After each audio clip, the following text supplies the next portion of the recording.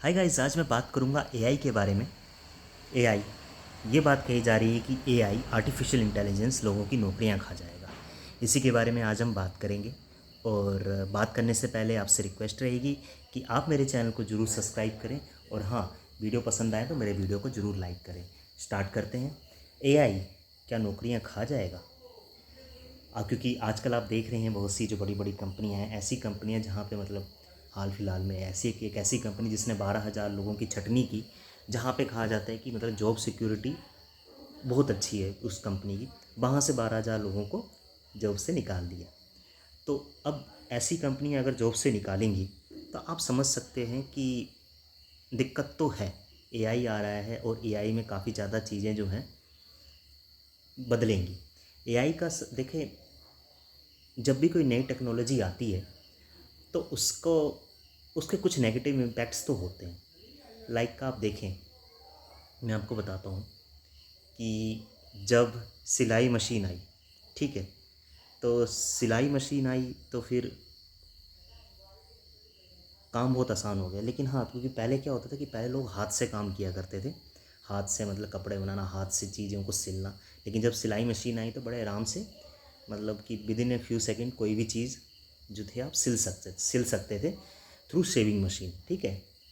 तो उससे क्या हुआ, उस टाइम पे भी बड़ा अपोजिशन हुआ कि भाई इससे जो लोग हैं उन लोगों की नौकरियां चले जाएंगी। लेकिन बाद में इस नई टेक्नोलॉजी ने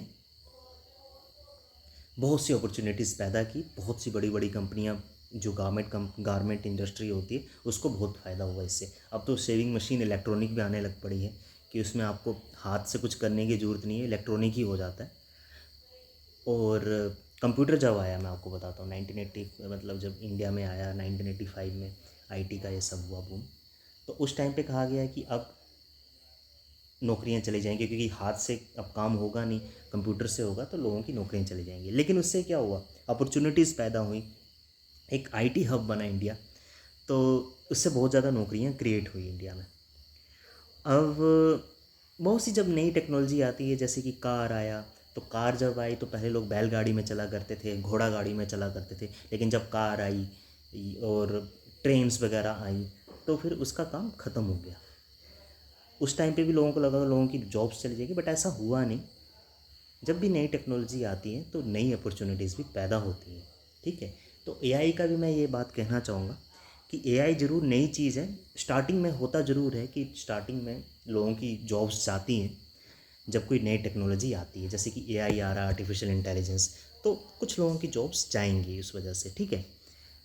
लेकिन इस चीज़ से भी कोप अप किया जा सकता है। मैं आपको बताऊं, कोप अप इस तरीके से किया जा सकता है, इस सिचुएशन को मैनेज किया जा सकता है कि जो कंपनियां हैं वो एक अपस्किलिंग प्रोग्राम चलाएं। अपस्किलिंग प्रोग्राम में क्या होगा कि जैसे कि अगर कोई नई टेक्नोलॉजी आ रही है तो एम्प्लॉयज़ को उस नई टेक्नोलॉजी के लिए लोग एम्प्लॉयज़ को ट्रेन करें। अगर आप ट्रेंड करोगे उस नई टेक्नोलॉजी के लिए तो डेफिनेटली चीज़ें बहुत बेहतर होंगी। अगर आप ट्रेंड नहीं करोगे तो चीज़ें बेहतर नहीं होंगी, तो फिर जॉब्स जाएंगी। अभी हमारे देश में मैक्सिमम यही है कि वही पुरानी टेक्नोलॉजीज़ अगर आप कॉलेजेस में देखोगे तो वही पुरानी चीज़ें पढ़ाई जा रही हैं, जावा, C++, और यही जो पुरानी जो चीज़ें होती हैं वही सब चीज़ें सिखाई। लेकिन अब तो मतलब और चीज़ें आ गई, पाइथन आ गया है, डाटा साइंस आ गया है, और भी तरह तरह के मतलब कि प्रोग्रामिंग लैंग्वेजेस आ गई। तो हमें उसके लिए भी ट्रेन करना पड़ेगा। अगर आप कॉलेजेस में देखो तो अगर जो प्रोग्रामिंग सब्जेक्ट्स होते हैं वो यही तीन चार हैं, एक सी है, एक C++ है, और एक जावा है। बस यही तीन हैं, बाकी थोड़े बहुत होंगे, बट उस वो चीज़ काफ़ी नहीं है। हमें चाहिए कि जो कॉलेजेस हैं वो अब एआई पे भी ट्रेनिंग देना शुरू करें, क्योंकि एआई जो है अब चीज़ें, क्योंकि टेक्नोलॉजी हर एक साल में चेंज हो रही है, तो ये बहुत ज़्यादा ज़रूरी है कंपनियों के लिए भी कि वो इस चीज़ को लेकर ट्रेन करें। और साथ ही साथ कॉलेजेस की भी जिम्मेदारी है कि वो अपने करिकुलम को, अपने सिलेबस को पूरी तरह से उसमें ट्रांसफॉर्मेशन लेके आएँ, क्योंकि जो पुराने ढर्रे पे जो कम कॉलेजेस चल रहे हैं उससे काम बनने वाला है नहीं, ठीक है। और अगर लोगों को अच्छी जॉब्स चाहिए तो जो ये बहुत ज़्यादा ज़रूरी है कि हम सिलेबस को पूरी तरह से चेंज करें, ठीक है।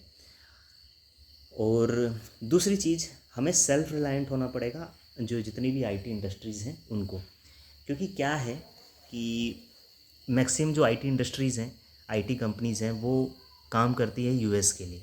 अब यूएस में मान लीजिए कुछ भी हो गया, कुछ भी मंदी आ गई, कुछ भी रिसेशन आ गया, तो इसका फ़र्क यहाँ पे इंजीनियर्स को भी पड़ता है, उनकी भी नौकरियाँ जाती हैं। तो ये बहुत ज़्यादा ज़रूरी है कि हमें यूएस पे अपनी डिपेंडेंस आईटी इंडस्ट्री को धीरे धीरे कम करनी पड़ेगी। हम अचानक से तो कम नहीं कर सकते, लेकिन धीरे धीरे कम करनी पड़ेंगी और धीरे धीरे कंपनियों को सेल्फ रिलायंट होना पड़ेगा, सो दैट कि कोई भी मतलब जैसे यूएस में क्राइसिस आता है तो उसका असर इंडिया पे ना पड़े, ठीक है।